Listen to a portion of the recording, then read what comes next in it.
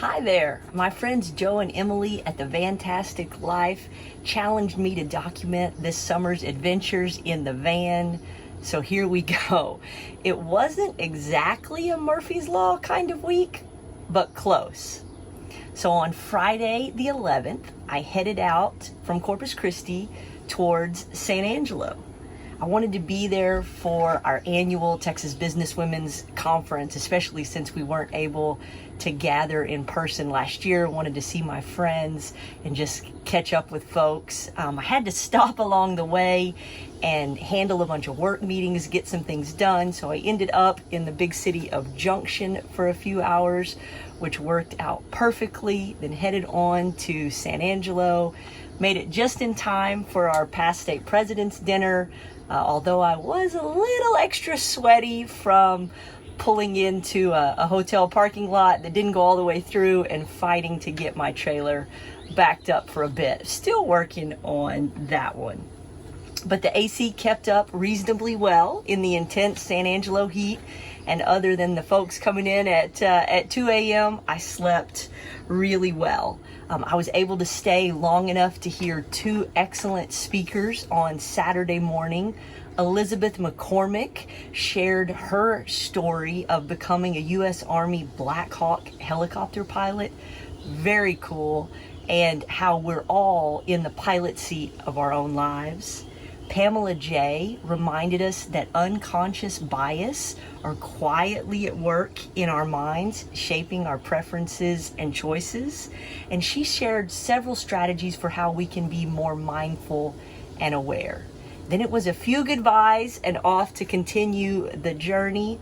My next stop was MSR Crescent at the track. I needed to pick up some refreshed forks from Hutch. And with a few more goodies, my MT might be ready to go for July, for sure by August. So that's another 198 miles. After that, headed into Dallas. Wanted to stop at a Trader Joe's. Mo and Mandy have me in love with their black tea with peach juice, so wanted to get a bit of that. That was another 63 miles. And then finally on Sunday, headed back south to MSR Houston. Wanted to spend the week at the racetrack. Wanted to get some quality seat time while there's not a lot of traffic there. With all that driving, the best part was getting to listen to so many cool podcasts and an audiobook. Had the chance to listen to a full length of Tim Grover's Winning, the newest one. Definitely recommend.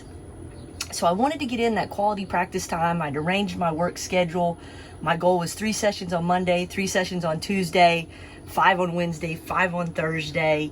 That part actually worked out pretty well. Work cooperated, but the bike had other plans. Man, it was cranky all week, sputtering and just didn't have power. Took us a while to get everything diagnosed. Big thank you to Casey and JJ and everybody at the track, Ray on the phone, Mo at the track. Turned out that the quick shifter was misfiring and the muffler had developed a huge hole, among some other minor things. But it took us a while to get that all figured out.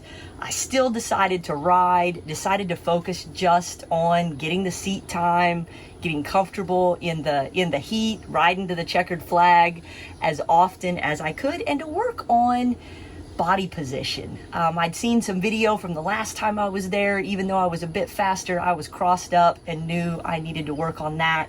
So specifically, my goal was to get off the seat more and to get my head down and out. You'll see in this clip, it's a bit better, but still lots of work to do. You know, it's funny that what we think is going on in our heads and then what we see on the video are just so different. So good reminder to get the camera on the bike, see that body position, and keep working at it. That's definitely one of my goals with riding this summer.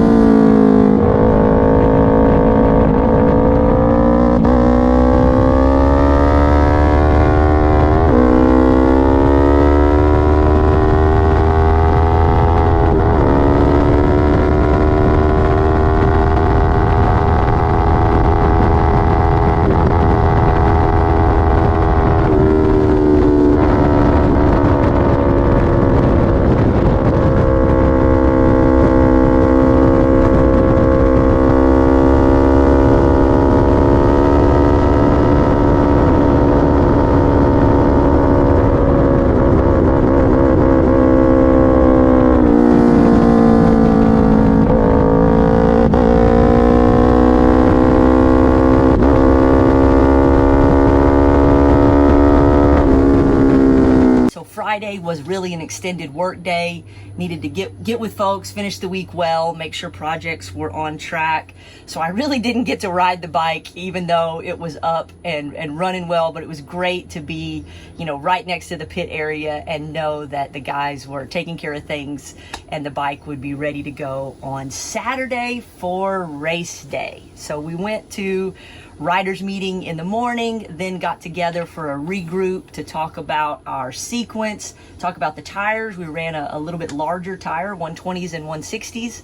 This weekend worked really well, but needed to be sure our pressures and temps were good there. I rode third in the sequence, my usual, did my 8 laps.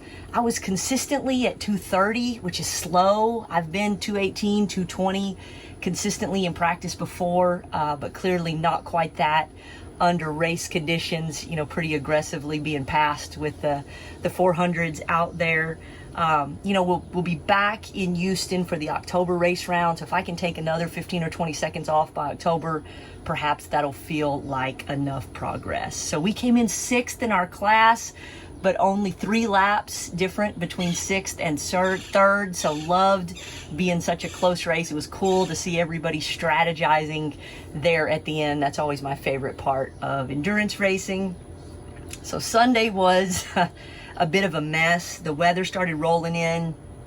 We knew we gambled on where we set up, and if it rained, we were going to be flooded. So we had to hustle, get the bikes packed up. Definitely lost that bet on Sunday. Ross was the only one sprinting, but it was really cool to see him race well all day long. Several podiums, several first place finishes. Ross definitely made up for a tough day on Sunday. Finished packing up about 5:30 p.m. and headed home. A total of 1,086 miles for this trip, more than 20 hours of driving. So now back home for a couple of days, work, reset, laundry, and be back at it again on Wednesday. Talk to you soon.